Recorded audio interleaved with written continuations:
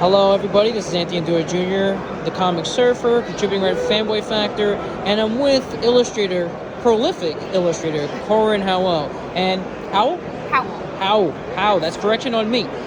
And her sketchbook and her art book and a lot of the art that you see here, Lilith's one of the things that she's been working on aside from other projects. As an illustrator, this is a question I wanted to know. You've been working in this craft for some period of time, obviously. What is it that keeps you on your toes as an illustrator? I would say like seeing new work and seeing what comes out in the market these days, but like also as an illustrator, you're always growing, and I just want to keep on growing until whenever, I guess. Right. Until I'm old and gray. But I just want to be able to make the best work that I can and just keep on doing it. And I just can't stop. It's part of my life. It's part of me. And that's what kind of keeps me going. And also, like I mentioned before, seeing new work. I recently started reading a manga called More Bias. Ooh, okay. It's basically steampunk boxing matches. Interesting. But with, like, the steam is, like, your soul apparently inherits the steam and you can control it, whatever. The art's beautiful. And the minute I read it, I was like, I need to up my game. Like, I was just like, I need So, just like seeing new work, but also just wanting to get better at my craft. See, this is interesting because, now I'm going to have to look into that because I like Megalobox, and I thought the anime was great as a different iteration of, I guess, Boxing Joe. Yeah. So that's a series I'm going to have to check out as well. Also, I guess when it comes to your craft as an illustrator, how did Lilith come about? How did that even start? I kind of always loved drawing dark and creepy stuff. As we all do. Lilith actually was a way for me to start really coping with my own OCD. And I'm not talking about everything's got to be clean OCD. It's a matter of there are patterns in my head. I can't sleep. I have trouble sleeping, anxiety, whatever. OCD really was becoming an issue, and it wasn't until after I moved to Texas that things started getting better.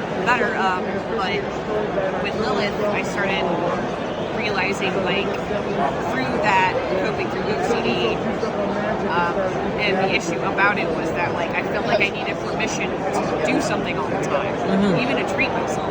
I felt like I needed permission just to draw pretty sexy ladies half the time, even though I would try to, but it's I was never fully happy. Right. And then I actually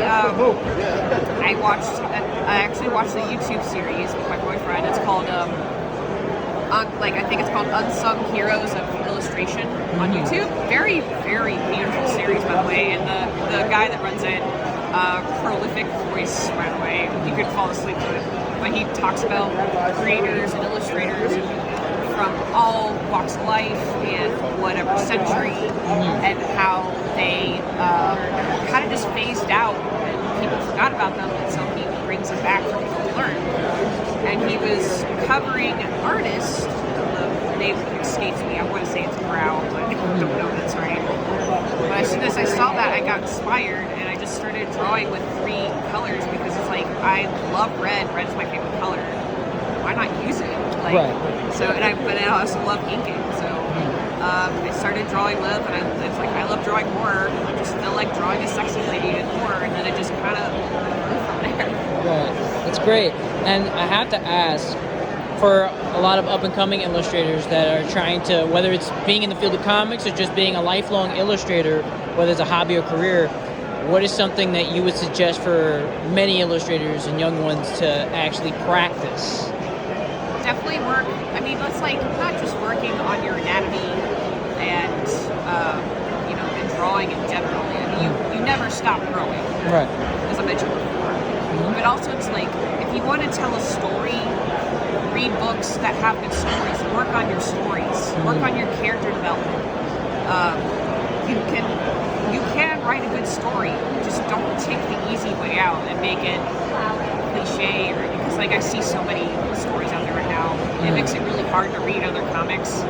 I guess that's why I read more manga. I have always read more manga. I feel you on that. Yeah, right. And like Death Note was a wonderful, it was an awesome story. And the Trigun manga was a really good story. And Gantz, I would also say, is another one. Your work makes me think of Gantz because I think of also the color scheme as well, which really attracted me to it. Yeah, it was like a lot of these, and that's the thing I don't see a lot. It's like I see good art. Yeah, also, never stop drawing, keep practicing, study other artists, see what they do, and then apply this technique to your work and grow from there. But also, if you want to write a good story, if you want to get into comics, study storytelling. Look at how animators do it. They do it really well. I don't see that a lot. Right. I don't see it a lot anymore. Or like not just animation, but look at Franco Belgium and the Hero Kingdom comics. They do storytelling very well over there, and that's something I don't see. And I would, and that's I guess I would say that to other illustrators out there and creatives. And also, you don't need anybody's fucking permission to draw anything. That's you what can we're draw talking about. anything you want. You don't need to ask your mom, or you don't need to like. If your mom's just like, oh, I wish you didn't draw this stuff, screw that. Don't listen to her. Don't listen to your parents. Draw whatever the fuck you want. See, that's the kind of message that I think a lot of people, especially a lot of younger people, need to really think about and do more often. Don't even try to do any niche stuff, neither, whatever. Just whatever it is that you feel like is not out there, that you want to see, go for it. And I think that's one of the things I enjoy, seeing the work that you do. So thank you for your time. Thank you. Have a good one.